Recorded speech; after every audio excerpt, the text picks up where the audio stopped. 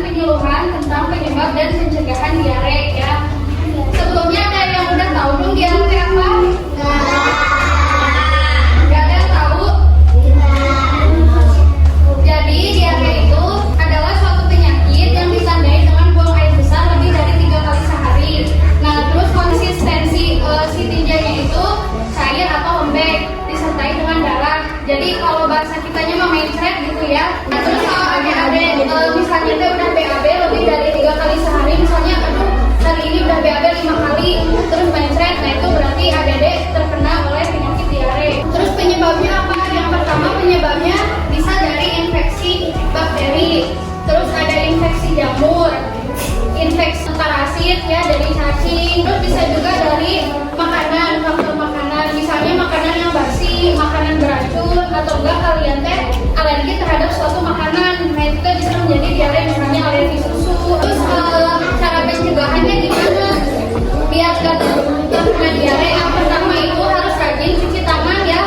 Jadi sudah BAB atau misalnya mau makan apa-apa harus cuci tangan dulu, karena bakteri itu ada di mana-mana ya. Jadi harus rajin cuci tangan. Terus bisa juga dari kuku. Nah, kadang nggak ada yang suka kukunya tadi biarin panjang, nggak dipotong-potong. Nah itu nggak boleh ya. Apalagi sampai hitam-hitam ininya. Jangan, harus rajin dipotong kukunya ya. Terus yang kedua, harus minum airnya itu yang bersih. Airnya itu harus yang udah difilter, misalnya yang dari galon gitu. Atau kalau misalnya nggak punya galon, itu harus direbus dulu, jangan dari keran atau dari bak langsung minum, jangan kayak gitu ya. Itu bisa jadi penyebab diare. Terus selanjutnya kalau misalnya makan itu jangan di dekat yang tempat sampah, nanti makanannya bakal kena lalat atau kena kutu. Terus kalau misalnya kita kena diare, tanda-tandanya apa? Yang pertama tadi ya, fesesnya itu cair atau lembek, itu mencret gitu ya. Terus yang kedua, lebih dari 3 kali BAB-nya. Selanjutnya bisa juga kalau misalnya disentri itu ada darahnya si BAB-nya itu. Terus diare itu ada diare kronis, ada diare akut. Kalau diare akut itu dia kurang dari 2 minggu. Kalau diare kronis udah 2 minggu nggak sembuh-sembuh gitu ya.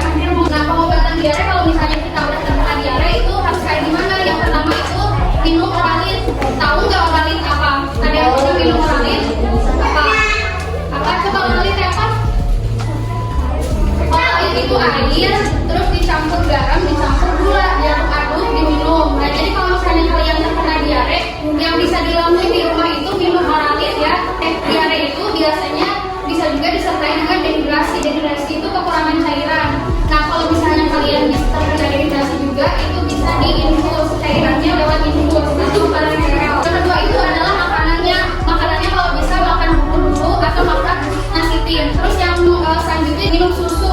Tapi susunya itu harus diperhatiin, kan tadi kalian bilang kalau diare itu bisa disebabkan oleh alergi, bisa juga alerginya itu dari alergi susu. Makanya susunya itu harus diperhatikan juga posisi atau kandungannya, jangan sampai malah memperparah si diarenya. Terus selanjutnya ada minum obat antibiotik, antivirik atau zinc, itu bisa dibeli di apotek ya. Terus kalau misalnya nggak sembuh, udah minum Oralin, udah beli obat, terus makanannya juga udah dijaga tapi nggak sembuh-sembuh, berarti kalian harus diperiksakan ke dokter ya. Apa ada yang mau bertanya? Angkat tangan. Ya udah, kalau nggak mau bertanya, berarti ya bertanya. Nanti yang berjawab dikasih hadiah ya. Yang mau hadiah? Yang pertama pertanyaannya, apa itu diare? Acungkan tangan. Bukan tidak. Ya, nih nama. Apa? 3 kali sehari ya, sok boleh. Sini dulu atau ke depan? Tanda dan gejala diare apa? Oh, boleh. Gejala terkena diare kayak gimana? Kayaknya kayak gimana? Baik, ya boleh. Tepuk tangan dulu tuh. Oke, kita mau ngucapin terima kasih buat adik-adik yang udah hadir